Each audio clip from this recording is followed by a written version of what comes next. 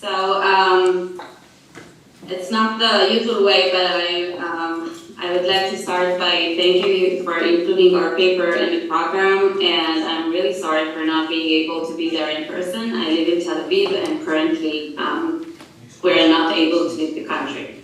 I will share my presentation. I do want to say that I hope it's going to be quiet for the next hour, but we are experiencing some rocket attacks, and we need to take shelters once in a while, so I'm sorry if that happens. By saying that, I will present the paper. Sorry, yes. Can you see my presentation? I think you can. Yes. Yes, okay. So I'll present the paper, Health Shocks, Risk Preferences and Annuity Choices. It's a joint work with Johannes Hagen and Michal Fedor. And, sorry. Yes. So this is a paper about life annuities, which are financial products that provide a guaranteed stream of income for the rest of retirees' life. And in general, when we discuss insurance, I don't need to say this, but I'll be broad. We discuss, we know that private information of the various forms can affect insurance choices. And this type of information can take various forms. The most general and the first type that was discussed is risk type. And in our context, when people experience higher risk, they are more likely to purchase insurance. In the context of annuity, adverse selection can arise when individuals with higher probability of living longer are more likely to purchase the insurance, to purchase life insurance annuities. To this end, in this paper, we will first explore how a major unexpected change in longevity expectation affect the demand for annuities. And I will show you that at least in the context of the Swedish annuity market, there will be an effect in the expected direction, but the magnitude of the effect will be much lower than we expect. Furthermore, private information can take other forms. One of them is about risk preferences. And when we think about risk preferences, one phenomenon known in the literature is advantageous selection. That is when the more risk-averse are purchasing insurance to as a measure of reducing risk. So in this paper, we will try to see whether or ask whether risk aversion mitigates or reinforces the effect of adverse selection. To do so, we build on a quasi-experimental research design that exploits the randomness in timing of a lung cancer diagnosis around retirement. And I want to stop here and explain that our idea is, and I will try to convince you that this is true, that being diagnosed with cancer 2 years before compared to 2 years after the retirement day is as good as random. And if I will convince you with that, then it makes sense to explore the difference in reaction of those diagnosed at the different periods around retirement. And then we will see whether there's heterogeneity in the effect by risk preferences. To do so, we will use some proxies for risk preferences that I will discuss afterwards. The settings that we are exploring in this paper are annuity decisions and the Swedish occupational pension system. I will elaborate briefly. The Swedish pension system consists of two main layers, a universal public pension system and a quasi-mandatory occupational pension. This investigation is based on a data set of payout choices in the pension plan for white-collar workers in private pension sector.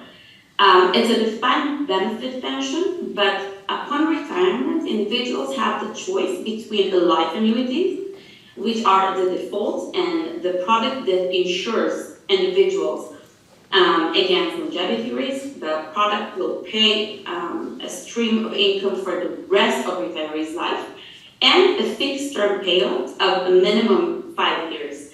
There are other options, but they are less common. Basically, these are the two common options that we will explore in this paper. The fixed term payouts, on one hand, increase the liquidity of individuals, but obviously it removes the insurance. The pension amount, the monthly pension amount in the system is about 500 euros a month, and the utilization rates to begin with are quite high, approximately 75%. So these are the main settings. In this paper, yes, we use data from Electa. Electa is the default managing company of these pension plans. Just to put it in perspective, Electa is a very large pension fund. It is the fifth largest pension fund in Europe. And this paper is based on a data set of more than 240,000 individuals who claimed their pension between 2008 and 2015. In addition to the retirement choices that we can see in the data set, we also have access to demographic variables from Statistics Sweden, covering the period from 1990 to 2014. Therefore, and I will show you this, we can explore differences between those who were diagnosed before and after retirement. We can control for many demographics, and the data is very, very detailed and rich. We also have access to the wealth register, and we will use this information, I'll give you a heads up, mostly to proxy for risk preferences from the financial wealth portfolio. So we will be able, we don't have disaggregated data, but we can see changes in financial wealth over time for the same individuals. Moreover, we have access to extensive health data. For the first data set that we have is the National Patient Register, which includes both inpatient and outpatient care. For each hospitalization event, we have information about arrival, discharge, and more importantly, about the diagnosis of each individual. This will obviously allow us to recognize when people were diagnosed with cancer, which is our the way that we identify changes in risk type or in longevity expectations. We additionally have information about prescription drug register. This also allows us to, sorry, any noise here. This will also allow us to control for health status.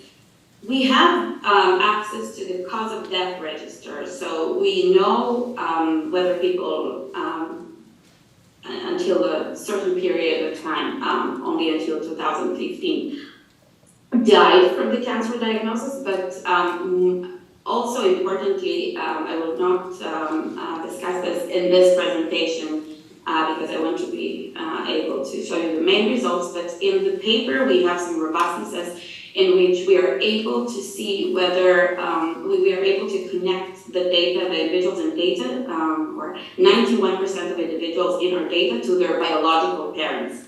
And we can estimate or risk type based on parental longevity. So and results are quite consistent. So this is another part of the paper which the data allows us. So how do we identify risk type? I began by saying that we use cancer diagnosis. The reason is that cancer, unfortunately, is not rare. It's the second leading cause of death in many countries, for example, in the US, of course, also in Sweden. We also know from prior studies that cancer diagnosis affects subjective survival probabilities. And since our first research question is whether changes in subjective survival probabilities change insurance choices in the context of annuities, we wanted to verify, and we base our assumption here on the literature, that cancer diagnosis indeed affects subjective survival probabilities. In order to make sure that we actually capture this effect, we only use the cancer diagnosis that are the first cancer diagnosis, and we use it as an exogenous health shock in these settings. What we basically do is we compare the pension claim, the annuitization decisions of those who were diagnosed before and after retirement. We also distinguish our analysis between severity of cancer. So we have benign tumors who are not considered cancer. We have malign cancer. We have an analysis of fatal cancer, which means that we know that people actually die from that cancer. And we also have some analysis of specific risk of specific cancer types, for example, digestive cancer, skin cancer, etc. This is not very sensitive. To do so, we sampled about 30,000 individuals who received their first cancer diagnosis according to the medical data that we have. Either 36 months before or after the month of their retirement. And we begin with the following estimation. This is a reduced form estimation in which yi is a binary variable that receives the value of 1 if a retiree I chose a life annuity, and di receives the value of 1 if retiree I experienced a health shock before retirement. So our hypothesis is that tau is negative. That is, people who received a cancer diagnosis pre-retirement will annuitize less. And as mentioned before, we have a rich set of controls. I will show you marginal effects from the largest estimation. Before showing you our main analysis, I would like to discuss our identification assumptions. And our assumptions are that individuals should be similar in each side of the groups here. So being diagnosed with cancer before or after retirement should not, the group of those diagnosed before and after retirement should not be very different.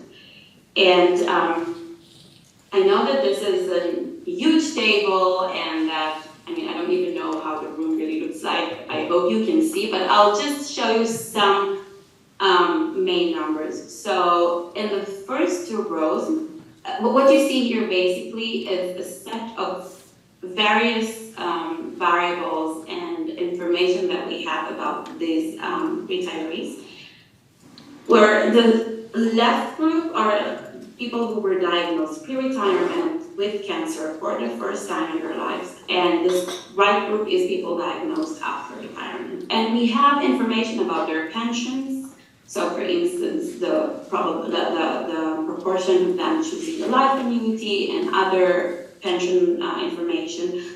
We have demographic information. This is just to give you an idea on what we can control here. So we know their age, their gender, marital status, education, number of children. And then we have information about their wealth, their financial assets, their real assets. We have health information. We know whether they received sickness benefits before their diagnosis. We know how many days they were hospitalized before diagnosis. All the health variables here are before diagnosis. We know how many unique drugs they took. We know their partner's information. We know how old their partner are. We know the disposable income of the partner. And importantly, because this is a comment I discussed in a conference a while ago about this paper, we also know whether their parents died of cancer. And I'm not going to go over everything here, but I want to emphasize 2 points. The first point is that even before controlling and running any regression or any sophisticated analysis, we can see a difference in life and annuity data. So we basically see the main results already here in a t-test, which is significant. Those individuals who were diagnosed with cancer before retirement are less likely to choose annuity. 72% of them annuitized, comparing to 75% of the group who were diagnosed after retirement. This is significant, and basically these 2 variables are the main variables that are significant here. The second point important for the paper is the low magnitude. So I would expect a much higher decrease in annuitization rates, and we will try to estimate the financial effect of this low.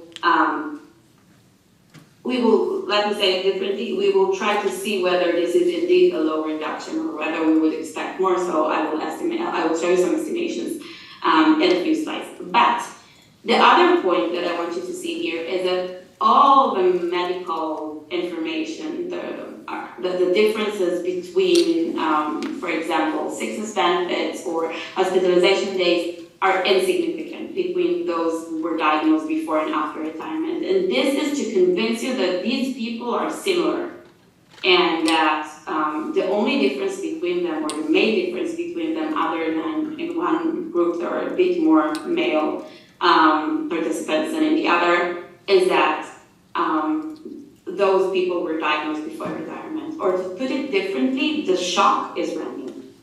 So I would be happy to answer questions about this afterwards. But if I convince you with that, then I'll show you the main results. So these are marginal effects from a logic estimation. We have controls in these regressions. I'm just trying to show you the main results, but the paper has a lot of tables and information. And the line cancer diagnosis reduced the likelihood of choosing a life annuities by about 4%. If the diagnosis was of a benign tumor, I'm sorry it says cancer here, benign tumors are not considered cancer, there is a smaller effect of about 2%. And then the effect is sensitive to the type and severity of cancer. So for example, if you see here the results for digestive cancer, which has lower survival rates, the effect is about 8% reduction in annuity choices if diagnosed before retirement, while skin cancer was considered less severe and has higher survival rates, has really low effect. And I'll show you the same results in the following figures. These are predicted margins over diagnosis comparing to the month of retirement, which is 0. So basically what you see here is the effect of diagnosis comparing to the retirement time. So if you see -5 here, it means that the person was diagnosed 5 months before retirement, and so on. So what we see here is that for a malign cancer diagnosis, there is a reduction in annuitization choices. Those diagnosed before retirement, as you can see here, are about 4% less likely. Also, it's quite interesting, I think, that it doesn't really matter whether you were diagnosed 10 months or 36 months before retirement, because one question is whether it's not really a shock to longevity expectation, but it makes, it's a story of salience. So apparently not really, right? Because a person who was diagnosed with cancer for the first time 3 years before retirement has more time to adjust to the idea. And you can also see that the effect is much smaller for benign. and much larger for fatal cancer. So these are the people who actually died, from that cancer in the period in the data that we have, and we can see a sharper results. I wish I could see the audience, but I can only see some. But if you have questions, feel free. So, I think we all, or many of us, read and wrote papers about adverse selection, and my prior, when we started working on this project, is that we would find a much larger effect. So we're not surprised that there is, in fact, we're just surprised that it's so small. And we were trying to estimate the financial implication of what we call here a limited adverse selection study. And to do so, we calculate the expected present discounted value, the EPDV, from now on, of the life annuity and the 5-year annuity payout. But we do that with using cancer-adjusted life tables. So basically what we do is that we estimate life tables using corporate survival models. We do this on our own using a sample of all individuals in Sweden who received their first malign cancer diagnosis between the age of 62 and 68 during the period between 1997 and 2015. We have a larger sample than in our paper because we don't have the pension choices for everyone, only for people who were insured by ELECTA. But to calculate life tables, we have 125,000 individuals, half of whom died within the observed time frame. So we can calculate these life tables. And what we do, my computer is even more excited than me to be in Canada now, which is better than Israel. Yeah, so to do so, to calculate the EPDV, what we generally do is we take into account B, which is the average annual gross benefit received by individuals diagnosed with cancer type C. We do this for various types of cancer under the payout option that the person chose, which could be we calculate this for both payout options, which are the life annuity and the 5 years. And we calculate, as mentioned before, we estimate the probability of survival for an individual I for the following years, given his cancer diagnosis, and 1 plus R represents interest rate. And interestingly, I'll just show you some main analysis here. So let me see. Okay. So what we do here is I hope you can see this, you see my mouse, but we calculate the difference between the EPDV, the basically present value, discounted present value of the life annuity comparing to the 5-year payout option for people with malign cancer in general, and then for other types of cancer, for example, digestive cancer, skin cancer, breast cancer, and so on. I will just discuss the first row due to time constraints. And what we find based on our calculations is that the discounted value of the life annuity for a person with cancer is about $40,000, comparing to $60,000 of the 5-year pension option. So 5-year payout option. So basically, a person who chose the life annuity and was diagnosed with a malign cancer, on average, lost about $19,846 US, which means that the ratio between the value of the life annuity and the 5-year payout option is only 68%. But we see that annuitization rates are still very, very high. So if we take into account a sample of 8,000 people diagnosed with this type of malign cancer, and this is just an estimation, and if we take into account that 80% of them actually annuitized, and that we know that 19% died within 5 years, we estimate the loss of about $25 million, and this is just for those who died within 5 years. So this is just to calculate and give some measures for the loss from choosing this option of the life annuity if diagnosed with malign cancer. Okay. And then our second question in this study was whether there is heterogeneity over risk preferences. So if I'm going back to the literature about private information, people can hold private information about their longevity risk or their risk type, but they can also hold information about their risk preferences. So here we will still use a reduced form estimation, but now we will interact the pre-claimed cancer dummy variable with a proxy indicator for risk preferences.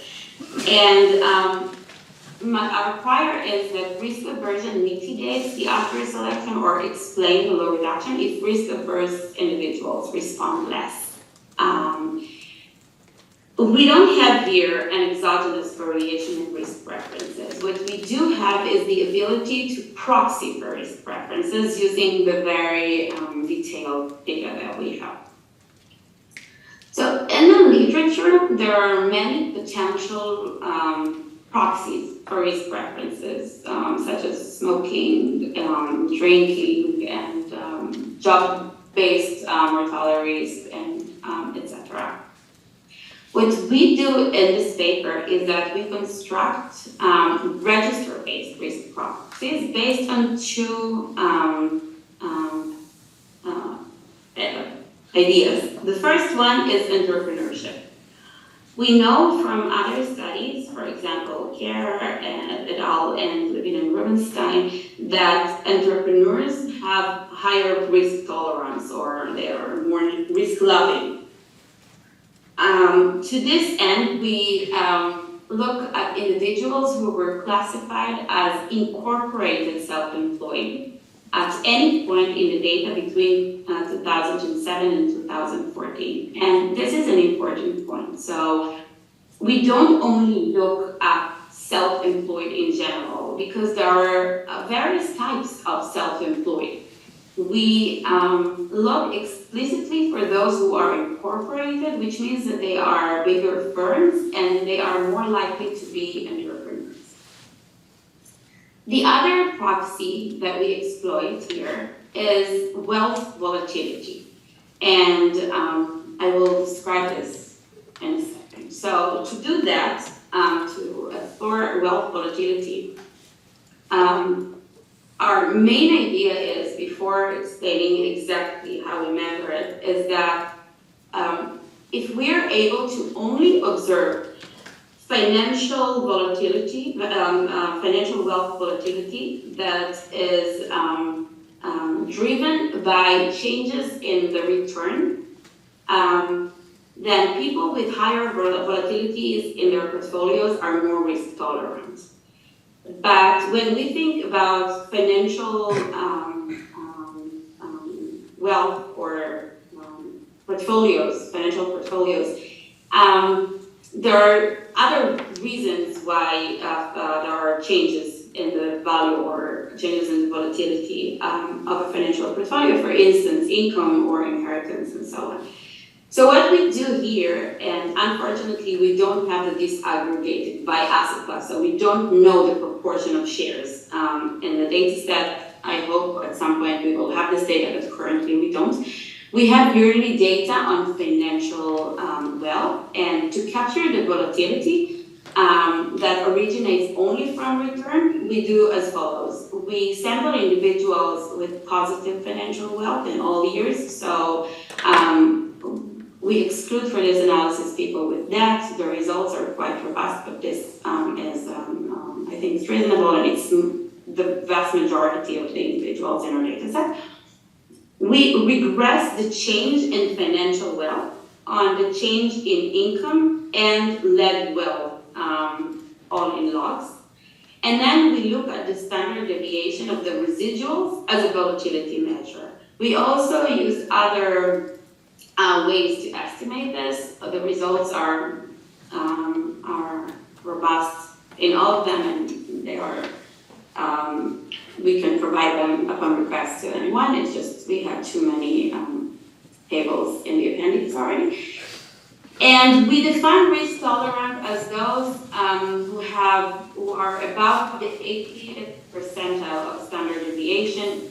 Again, we have robustness checks for this, so we also check other thresholds around this value, and results are quite robust. So these are the results of a similar, these are the predicted margins. Again, it's a similar figure to the ones I showed you before. Since I'm presenting from afar, I'm trying to show you less tables and more figures to help this be more, to help this to be easier for me. But basically what we see here is the result, the effect of the malign cancer diagnosis for the risk averse comparing to the risk loving or to the risk tolerant individuals. And the first figure is based on our first proxy for risk preferences, which is the entrepreneurship, and I will show you in a second the other proxy. But what you see here is basically that the entire effect comes from the risk averse. So the ones who respond to the malign cancer diagnosis are risk averse individuals. Based on a definition of risk aversion, that is entrepreneurship. And if I use the second proxy, which is the wealth volatility, as explained before, and I can elaborate in the Q&A section, we basically get the same results. So if we explore heterogeneity of risk of adverse selection effect, or heterogeneity of the response to a malign cancer diagnosis by risk preferences, we find that the reaction to a malign cancer diagnosis is of those who are risk averse. And the ones who are risk loving are not reacting to the diagnosis. They keep buying life annuities regardless of being diagnosed with malign cancer. So what would be the interpretation for this? Risk aversion reinforces here the adverse selection. While the risk loving choose life annuities despite the diagnosis. And when thinking about it, a potential explanation could be how people perceive life annuities. So some previous studies suggested that while life annuities are insurance, and the reason people are encouraged to buy life annuities is to insure themselves against longevity risk, in practice, people do not actually perceive them, or some people do not actually perceive them as an insurance, and rather think about annuities as an investment product. This is called the investment frame in other studies before. And the idea that some people don't perceive annuities as an insurance and think about them as an investment could explain the result that, and going back to the figure, that the risk averse react to a cancer diagnosis, whilst a group here, the risk loving, keep buying life annuities in the same, in a similar pattern, regardless of such a diagnosis. And if these people think about an annuity as an investment, there is no reason to reduce the demand when being diagnosed with cancer. So, to conclude, and I could have I'll show you one more table afterwards, because I think I still have a few minutes. But in this paper, we show that individuals who were diagnosed with cancer or who experienced a severe shock to their health life expectancy before retirement reduced their annuitization rates, but only by 4%, comparing to people diagnosed after retirement. And this is consistent with the idea that we are well aware of adverse selection in insurance market, but the effect is much smaller than expected. We do see that the response is stronger for severe cancer types. And what we basically show here is that this response is small, and we estimate that we estimate the value loss in percentages, and we try to estimate the financial loss for individuals. We also show that the effect is driven by the risk averse, and this implies that risk aversion reinforces adverse selection. So thank you for listening. No, this is not the right slide. Thank you for listening to a presentation on Zoom. I know it's inconvenient, but it is what it is. And if I do have, and I think I do have 2 more minutes, I want to show you, sorry. Yeah, no, I didn't think I would have time, so I took this out, but I think it's quite interesting that if instead of investigating cancer diagnosis, we proxy for risk type for longevity expectations based on parental longevity, as I mentioned, we are able to link 91% of our sample to their biological parents. We find results that are generally robust. The magnitude is lower, but we still see this to some extent adverse selection effect, and at least for one of our proxies for risk preferences, we see that the effect comes from the risk averse. Thank you, and again, I apologize for not being here there in person. I wish I could.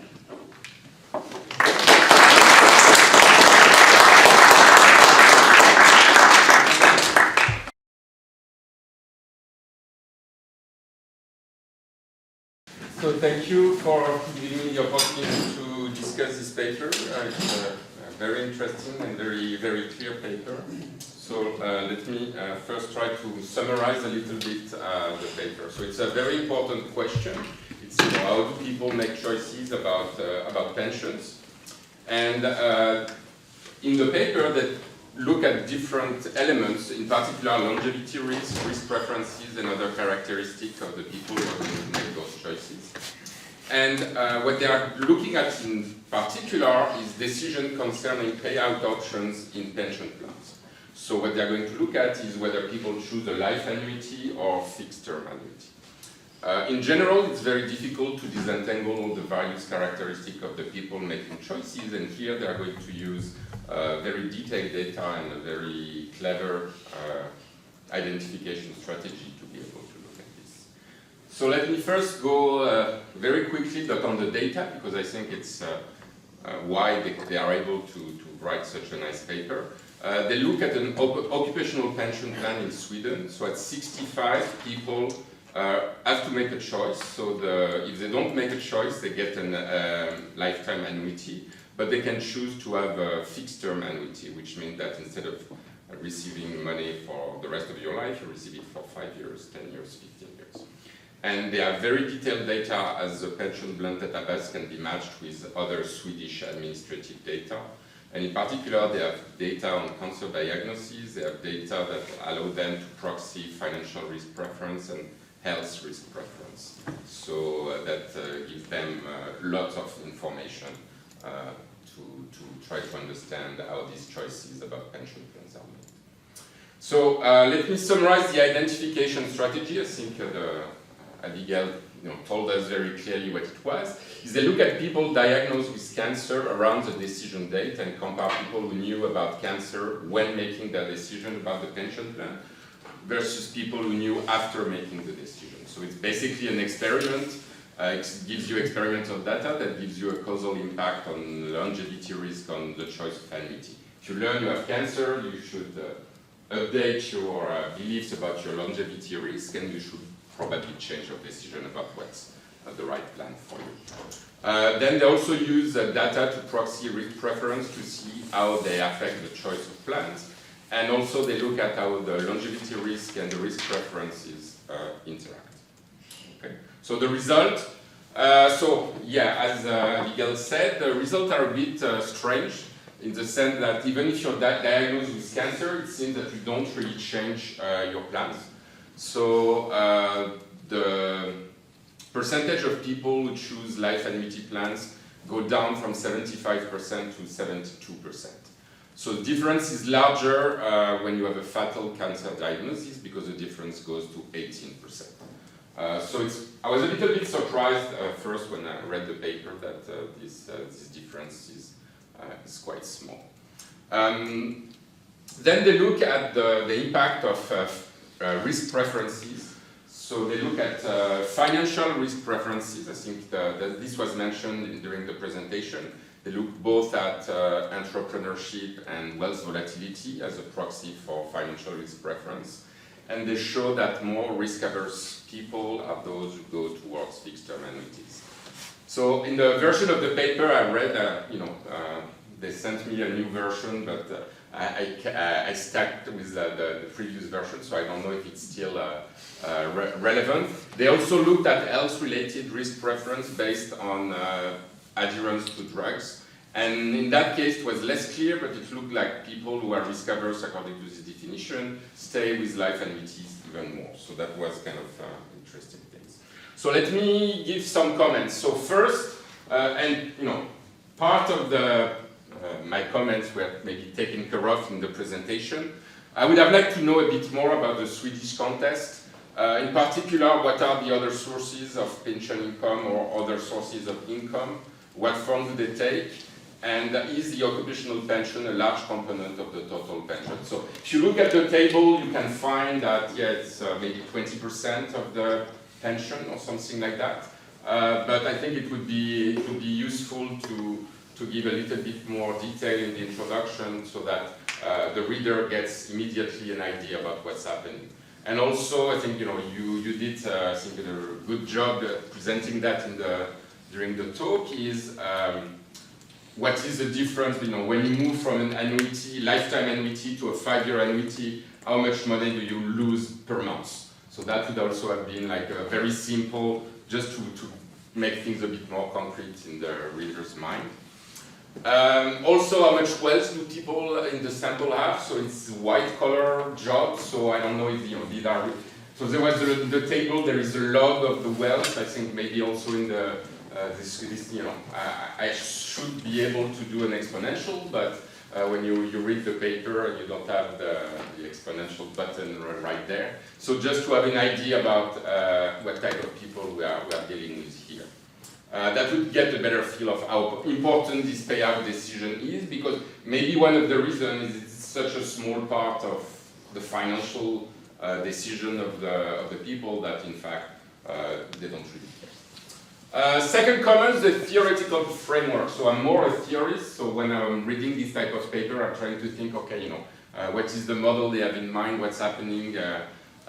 So I think, at the end, you did this interpretation, is annuity a gamble or an insurance? And when I was thinking about the mental model I would have in mind if I had to take this decision, it was not clear in my mind. Also, the diagnosis of cancer is clearly a shock of longevity risk, but in my mind it was not exactly clear how to translate it into real probabilities. So I know that usually it's how long are you going to live, what is the probability you die every year, but to me it's like there is a very short-term shock, maybe I'm not going to be alive in 2 years. But if I make it, then maybe I'm back in the pool of normal people that's going to live for a long time.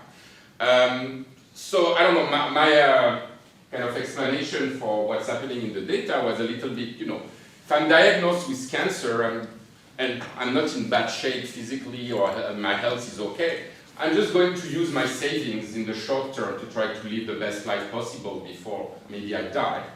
And if I'm lucky enough to make it, and I've spent all my savings, then maybe I want an annuity, a lifetime annuity, so that I can, get some money until I die. So I don't know. I mean, I thought that maybe some more discussion about this type of things could be interesting, because it's not totally clear how to interpret, just the idea that longevity risk is increasing or decreasing. Maybe it's not as simple as that. Some final questions on empirical results. So, as you said, the 4% decrease looks small. The difference between benign and malignant diagnosis also look very small. I think it's only in the case of fatal diagnosis that you really get different results. So it's a window of 2 years. So you write, it's not 3, I think it's a typo. You write in the paper that it doesn't make a difference, but maybe, is it possible that some people get diagnosed, but before they make their decision, they already have learned that, everything is fine, and so that kind of would go against your results, because lots of people would just be back in the kind of normal group. Also, I don't know if you have this data, is when you are diagnosed for a benign tumor, maybe this leads to some health checkout, and then you get information about other problems or that you're doing well. So I don't know if you have this data, and that could be interesting. And finally, the risk preferences, I was a bit less convinced by some of the interpretations. So first you said, there are entrepreneurs in the sample, but at the same time you tell me these are white-collar private sector employees. So, I could not completely reconcile the fact that they were both entrepreneurs and private sector employees. Some of the interpretation also, of how the risk preferences would impact the decision, I think they could be improved. I don't know exactly what should be this interpretation, but I thought that that part of the paper was a little bit lacking, maybe. And also, you interpret that some of the people are risk-loving. So I don't know if it's the right word. Maybe you could say that they are less risk-averse, or risk aversion is not a big problem, but I was a little bit, I don't think people are risk-loving. That was maybe a little bit, it's just a question of interpretation, but maybe that was not the right word in this context. So let me stop here. But overall, very interesting paper, very nice identification strategy, and very interesting results. Thank you. Thank you. Maybe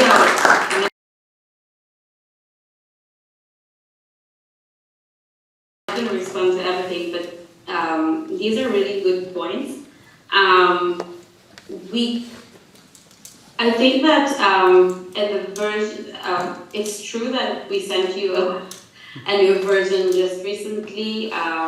We were trying to address many of these points in the new version, because we presented this paper various times, and I hope the new version covers. I do, however, think that we can improve it a bit some more. And for example, the idea of whether the diagnosis changed your medical checkups, yes, that could be, and we can check it because we have information about any hospitalization event over time, so we can see whether there's a change in the pattern or something like this. And yes, so I didn't have the time to write down all the comments. I did take some screenshots. So we definitely agree about the magnitude of the effect, and now we are trying to estimate this. I hope this would be better.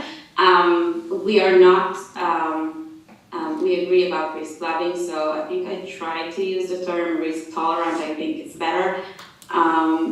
And mainly, yes, we are trying to present a better theoretical framework. I hope our newer version not the one we sent you, but we will implement these comments will be better, so thank you. And I'm happy to take any other questions, if anyone has. I'll be the maestro, so Pierre-Carl, you were first. Abigail, this is Pierre-Carl, so great presentation. 2 comments, 2 reactions without reading the paper entirely. So one thing is this inertia, because what I understood from the setup is actually that people are, if they don't do anything, they get the life annuity, and if they need to act, so this is not an active decision setting. So maybe that explains part of the low reaction. So I don't know if you can provide some information around this, or see whether people actually know about this choice and so on. And then the second one is there's a similar paper, I think, from some Dutch people on cancer diagnosis and how that affects, I think in this case, portfolio decision. And I guess the methodological problem is always like, what were the beliefs of people, their mortality beliefs, before they got the cancer diagnosis? Suppose you have half the population that were pessimistic, half that were optimistic. The pessimistic ones, when they get the cancer diagnosis, it just confirms that somehow they already know they're going to die early. And so already if you get a response of 4% reduction, but it's only half of the population that reacts, maybe the zooming in on those people. So I was thinking maybe there, in a constructive way, maybe you could use all the health data you have before the diagnosis to classify people into risk groups, and at least do a triple diff, kind of like look at people who were already in bad shape versus people who were in good shape before they got a diagnosis, and see whether it's the people that, if the people in good shape were the ones reacting, there you would have that interpretation. So that'd be interesting to see. Okay, so first we are mentioning that in the paper that inertia could explain the results here. Of course, we are aware of that, but still, there's no reason to believe that inertia would be much stronger in one of the groups that we compare. But true, I mean, this could be an explanation, but still. Cancer, at least of certain types, is has a major effect on longevity expectations. We show this and should have a major effect on financially.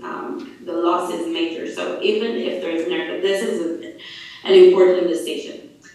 Regarding your second comment, we can't control for expectations. We don't know their expectations regarding their health, but we do have a lot of other data. And I think one of the important points here is the fact that the proportion of parents who died of cancer, which is we know from the literature, this is one of the main parameters that shape your beliefs about cancer, your close exposure in the family to cancer.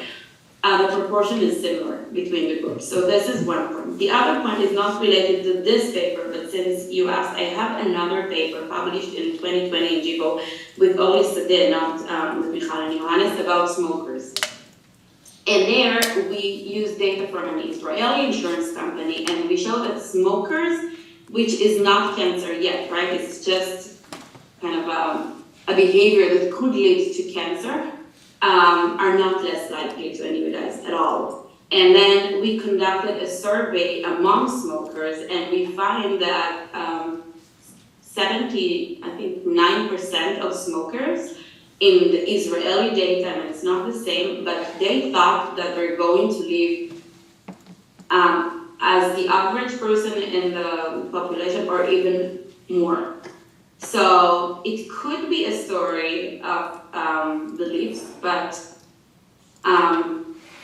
there is no reason to believe that on average, if smokers are not kind of taking into account the probability of them being diagnosed with cancer, there is no reason to believe that one of our groups will think that. And I think a triple diff is a good idea. We can try this, but thinking about our design, basically we are just comparing those diagnosed before and after. And even if there are people who are more optimistic or pessimistic, I wouldn't think that all those who are optimistic will be diagnosed before retirement. I mean, the relation between diagnosis and retirement time, I hope I convinced you that this is random and this is the only assumption we have.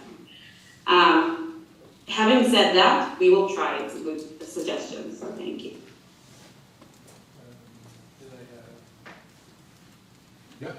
Jorgo Goossens here, Abigail. Thank you so much.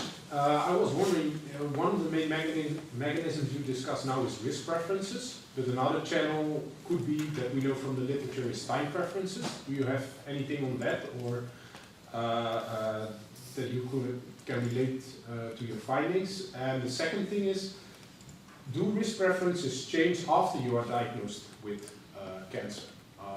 Because there's also literature on that could go in the other direction, right? So I was just wondering whether you thought about these two things. Yes. Time preferences, in our settings, it's not clear how we can estimate time preferences, but going back to my smoking paper that I just discussed, according to some literature, right, smoking is a very common proxy for time preferences.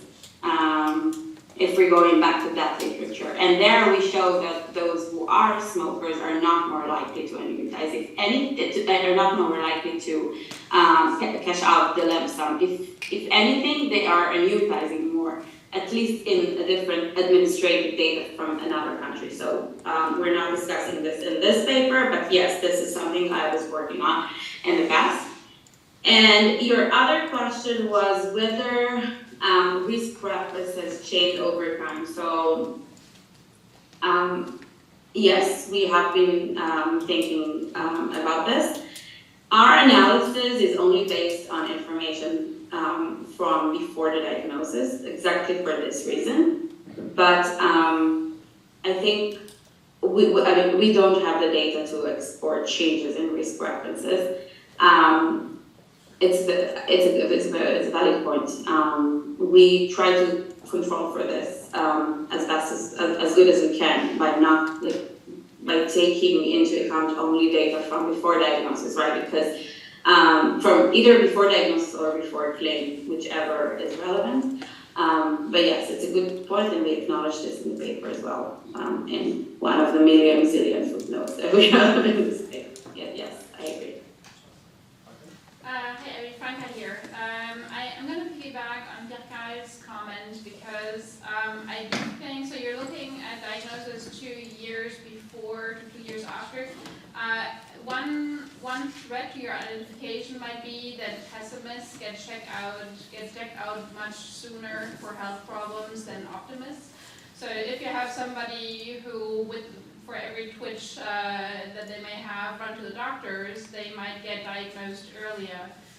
And so I was thinking if maybe you could just use the age at which the parents died as a proxy for someone's subjective health, longevity expectations. So that might be, it's not, I mean, obviously it's not perfect, but it might be one way of maybe controlling for how scared might someone be to die really young. And just, do you mean the age that the parents died? Yes, exactly. Yes, we do this. We have an entire chapter about this in the paper, and it's a good suggestion. I just, due to time constraints, I wanted to be very concise, and I did not. We have other parts of the paper, and I just did not present it. Yes, and the results are quite robust for that. For the most part, we get robust results, but the magnitude is lower, obviously, because the effect of parental longevity is not as salient as a cancer diagnosis. So in terms of magnitude, it's lower, but the direction and the significance is the same. Awesome. So we're right on time. Thank you so much, Abigail, for joining us from Israel. Thank you. It's very much Thank you so much.